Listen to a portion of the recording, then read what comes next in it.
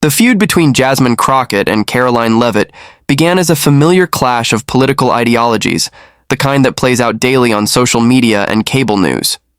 Crockett, a Democratic congresswoman known for her unapologetic style, had built a reputation for fiery commentary, while Leavitt, a conservative commentator and former Trump administration aide, frequently engaged in combative debates. Their exchanges were initially just another example of the polarized political discourse dominating American media, until the dynamic shifted dramatically. The turning point came during a televised political debate where Crockett delivered a pointed critique of Leavitt's commentary, questioning her credibility and framing her arguments as misleading. The remarks were sharp but not unusual for political discourse, until Leavitt responded not with a tweet or a rebuttal segment, but with a lawsuit. The legal complaint, filed in a federal court, accused Crockett of defamation, intentional infliction of emotional distress, and reputational harm, demanding $80 million in damages. Legal analysts were immediately divided. Some saw the lawsuit as a strategic escalation in an era where political battles increasingly spill into courtrooms. Others dismissed it as a publicity stunt, pointing out that defamation cases involving public figures face high legal barriers. But regardless of its merits, the lawsuit marked a significant shift. No longer just a war of words, the conflict had entered a realm where legal consequences, not just political ones, were at stake. The case raises broader questions about how political disputes are evolving. In the past, harsh criticism between opposing figures was largely settled in the court of public opinion, through speeches, op-eds, or electoral consequences. But in recent years, lawsuits have become another weapon in political warfare. High-profile figures, particularly those with resources, now leverage litigation as a way to intimidate opponents, drain their finances, or force retractions. The threat of legal action alone can have a chilling effect, discouraging public figures from engaging in aggressive debate. For Crockett, the lawsuit presents both legal and political challenges. As a sitting member of Congress, she must now balance her legislative duties with mounting a legal defense. Even if the case is eventually dismissed, the process itself, depositions, discovery, media scrutiny, could be a distraction. Meanwhile, Leavitt's decision to pursue litigation rather than debate signals a different approach to political combat, one where legal teams replace talking points and damages replace discrediting. The broader implications are hard to ignore. If lawsuits like this become more common, the nature of political discourse could change. Elected officials and commentators may think twice before engaging in sharp criticism, not because of voter backlash, but due to the risk of costly legal battles. The line between vigorous debate and legally actionable speech could blur, forcing courts to repeatedly intervene in what were once purely political disputes. At its core, the lawsuit represents a new frontier in political conflict, one where the battlefield extends beyond rallies and social media into courtrooms and legal filings. Whether this trend continues depends largely on the outcome of cases like this. If courts allow such suits to proceed, it could embolden others to follow suit. If they dismiss them decisively, the legal strategy may lose its appeal. But for now, the fact that an $80 million lawsuit emerged from what began as a standard political exchange underscores just how volatile and litigious American politics has become. The $80 million defamation lawsuit filed against Congresswoman Jasmine Crockett strikes at the heart of a fundamental tension in American democracy. Where does the right to free political speech end and legally punishable defamation begin? This case forces an uncomfortable examination of how courts might distinguish between protected rhetorical combat and unlawful personal attacks in an era where political discourse has grown increasingly caustic. Legal scholars note that defamation law was never intended to sanitize political debate. Yet the sheer scale of damages sought suggests this lawsuit aims to test those boundaries in unprecedented ways. At the core of the dispute lies the differing interpretations of what constitutes an actionable false statement versus protected opinion. Crockett's criticisms of Leavitt's political commentary, while harsh, largely fell within the realm of subjective judgment about a public figure's credibility and motives. The legal system has traditionally granted wide latitude to such statements, Recognizing that vigorous political debate requires the ability to question opponents' integrity without constant fear of litigation. However, the complaint alleges specific instances where Crockett's remarks crossed into demonstrably false assertions of fact, a crucial distinction in defamation law. The case resurrects enduring questions about the actual malice standard, established in New York Times v. Sullivan, which requires public figures to prove speakers knew their statements were false or acted with reckless disregard for the truth. This high bar was deliberately set to prevent exactly this kind of litigation from chilling political speech, yet modern plaintiffs continue testing its limits. Legal observers note the complaint attempts to circumvent these protections by framing some statements as factual claims rather than opinion, while others allegedly meet the malice threshold through their inflammatory nature and repetition across multiple platforms. Complicating matters further is the evolving nature of political communication. Where past defamation cases often dealt with discrete statements in print or broadcast media, today's political rhetoric unfolds across social media platforms that encourage hyperbole, rapid-fire exchanges, and algorithmic amplification of conflict. The lawsuit notably includes not just Crockett's initial debate comments, but subsequent tweets and media appearances, attempting to construct a pattern of harmful intent from what might otherwise be seen as normal political back and forth.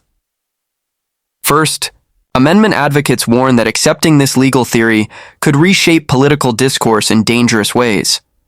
If every heated exchange or exaggerated characterization in political debate becomes potential grounds for litigation, the result might be a sanitized public sphere where only the most anodyne criticisms feel legally safe.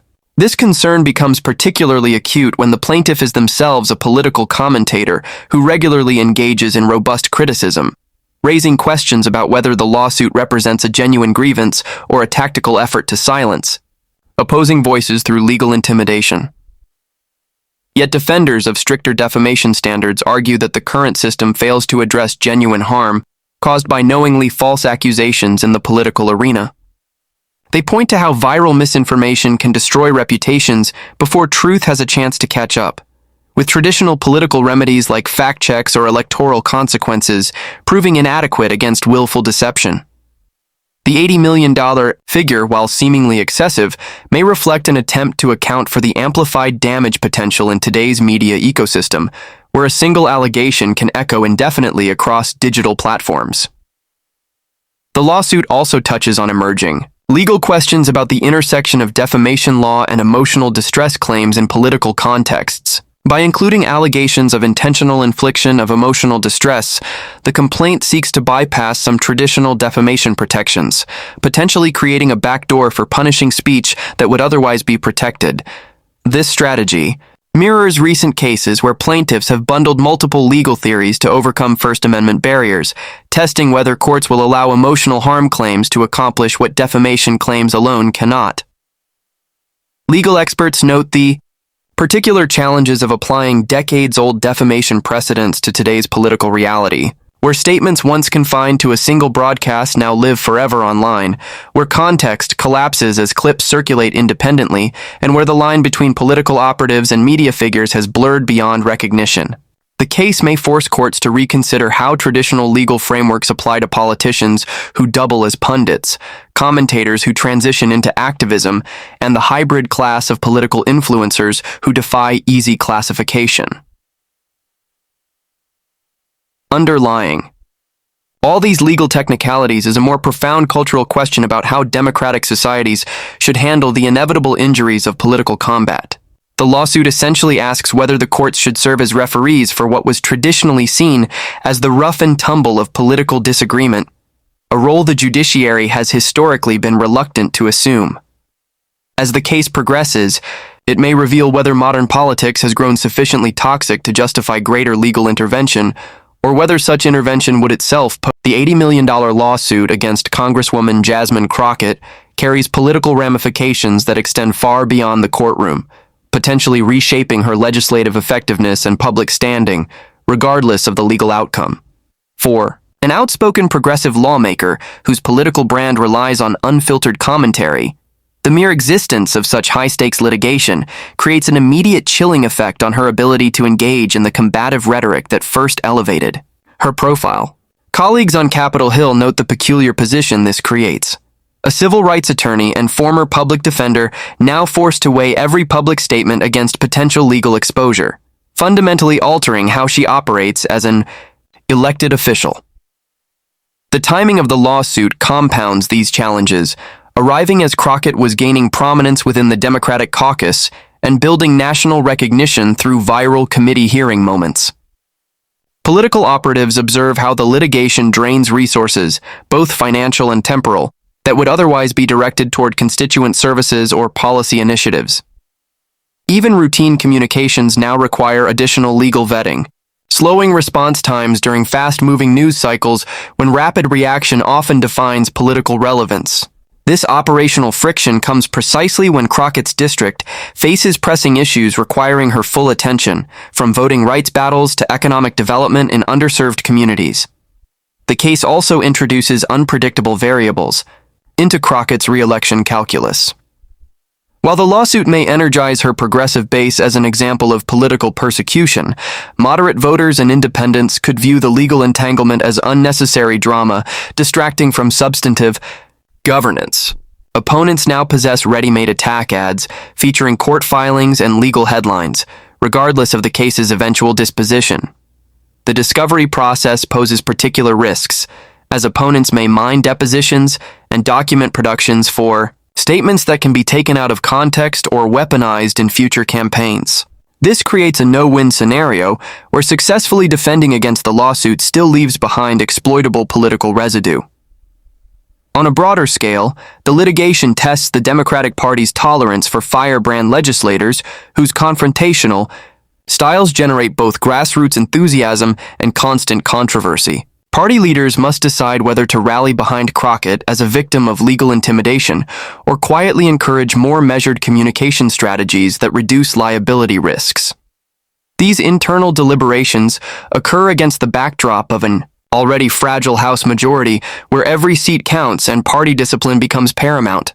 The situation creates subtle pressure for Crockett to temper her approach, potentially muting one of the party's most distinctive voices precisely when forceful progressive messaging could prove most valuable ahead of crucial elections. The lawsuit's psychological toll further complicates the political equation. Maintaining the relentless pace required of modern legislators becomes exponentially harder, while simultaneously preparing legal defenses and managing the personal stress of high-profile litigation. Staffers report adjusting workflows to accommodate attorney consultations and court dates, while previously straightforward media appearances now require pre-interview legal briefings. This operational overhead inevitably filters down to constituent services, where casework response times and district event attendance could suffer, metrics that directly impact re-election prospects regardless of national notoriety. Ironically, the same qualities that made Crockett effective as a progressive messenger, her willingness to name opponents directly and frame policy debates in moral terms, now render her particularly vulnerable to defamation claims. This creates a perverse, incentive structure where the most impactful communicators in contemporary politics assume the greatest legal risks, while more cautious politicians avoid such exposure.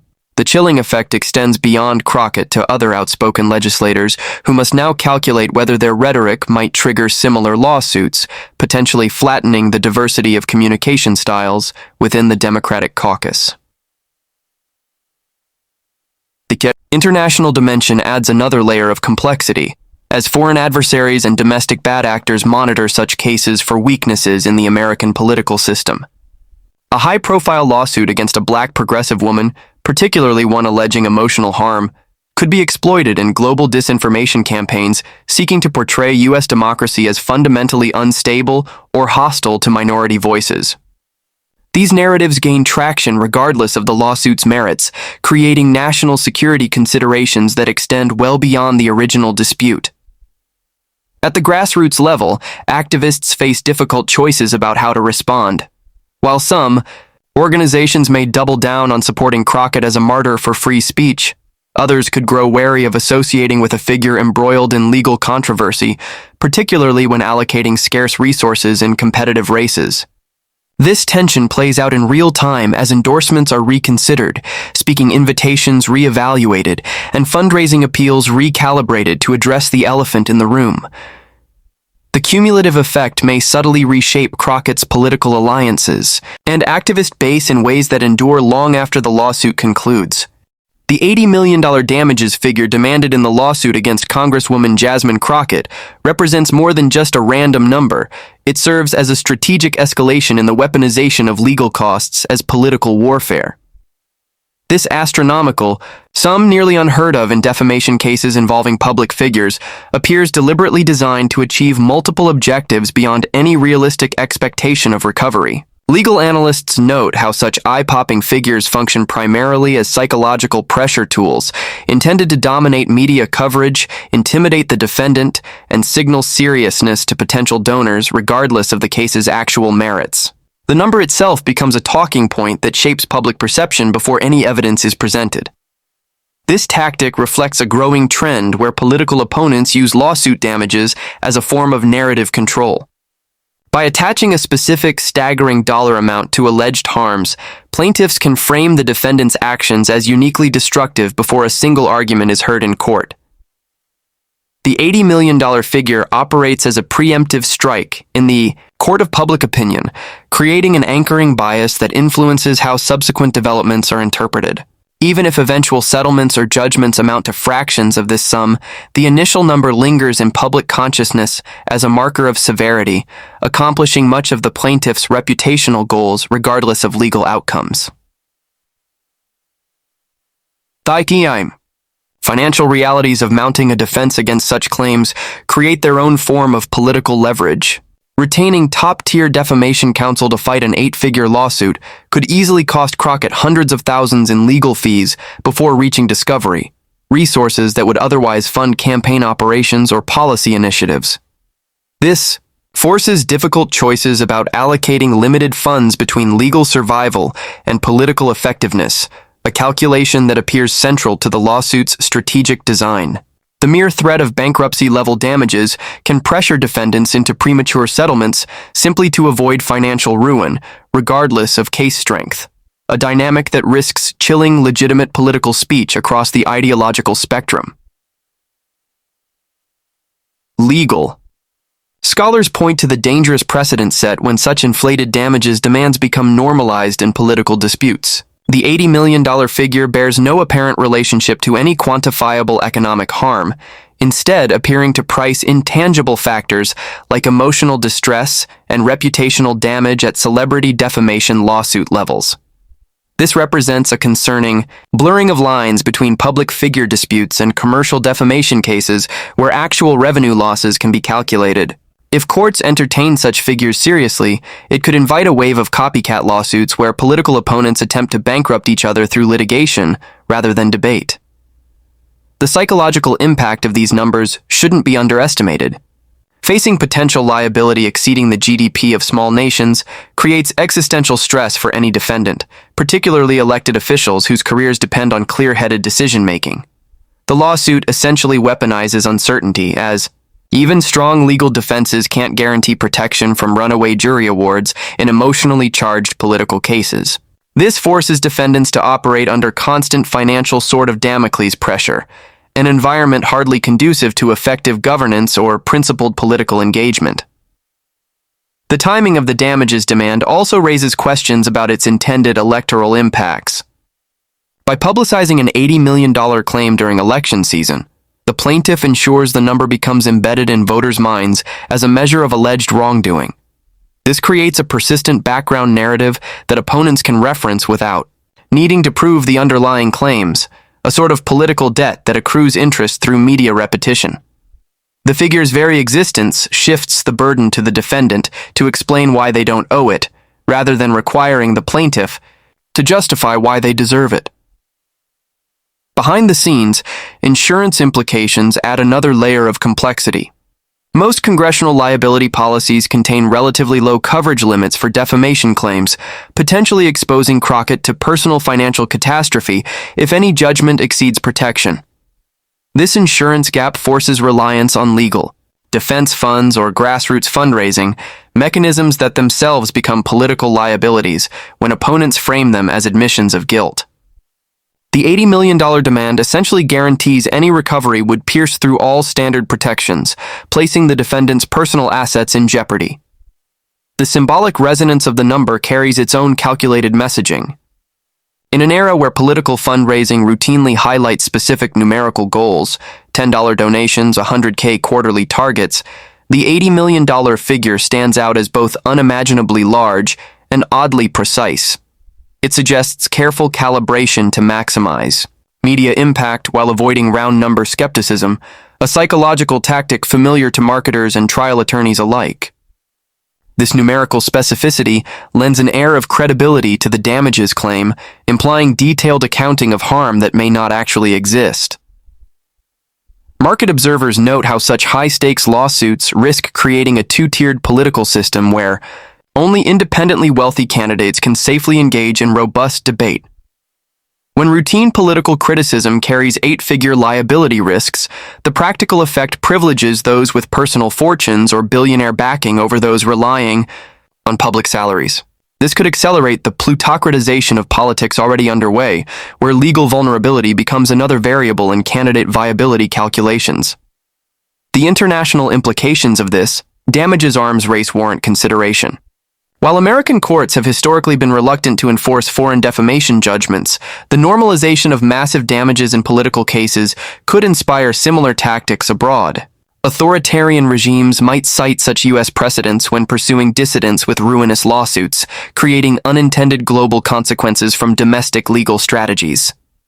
The $80 million figure doesn't exist in a vacuum. It contributes to an emerging worldwide playbook for using lawfare to silence political opposition. The lawsuit against Congresswoman Jasmine Crockett represents far more than a personal legal battle. It reflects the increasingly blurred lines between political discourse and legal warfare in modern American politics. What began as heated but routine political criticism has escalated into an eight-figure legal confrontation that could set dangerous precedents for how public figures engage in debate. The $80 million damages claim, whether ultimately successful or not, has already achieved significant collateral effects, draining resources, chilling speech, and shifting political calculations in ways that extend well beyond the courtroom. This case forces uncomfortable questions about the weaponization of defamation law as a political tactic. When astronomical damages claims become standard tools for silencing opponents, the very nature of democratic discourse changes. The threat of financial ruin may lead politicians to self-censor rather than risk litigation, creating a sanitized public square where only the safest, most anodyne criticisms survive legal scrutiny. While accountability for genuine defamation remains necessary, the current trajectory risks conflating robust political debate with actionable harm, a distinction essential to maintaining vibrant democratic exchange. The broader political consequences cannot be ignored. For Crockett, the lawsuit represents an existential challenge that could redefine her effectiveness as a legislator and public advocate. The time, energy, and resources required to mount a legal defense inevitably detract from her ability to serve constituents and advance policy priorities. Even if she ultimately prevails, the process itself serves as punishment, potentially discouraging other outspoken lawmakers from engaging in the kind of unfiltered commentary that often resonates, most with disillusioned voters. Moreover, the case highlights systemic vulnerabilities in how political figures navigate legal threats. The mismatch between typical congressional liability coverage and multi-million-dollar damages claims creates perverse incentives where deep-pocketed interests can leverage the legal system to overwhelm opponents. This dynamic favors those with financial backing over grassroots candidates, further distorting an already uneven political playing field. As the lawsuit progresses, its implications will reverberate beyond the immediate parties. Legal scholars, political strategists, and free speech advocates will watch closely to see whether courts push back against what many view as excessive damages claims, or whether they allow such tactics to become normalized. The outcome could either reinforce critical First Amendment protections or accelerate the trend of using litigation as a political cudgel. Ultimately, this case serves as a cautionary tale about the collateral damage of legal warfare in politics. While the justice system must remain available to address genuine harms, its weaponization for political ends threatens to undermine the very foundations of open debate. In an era of deep polarization, the preservation of robust yet responsible political speech has never been more vital or more at risk. The Crockett lawsuit may well be remembered not for its legal merits, but for what it revealed about the fragility of democratic discourse in an age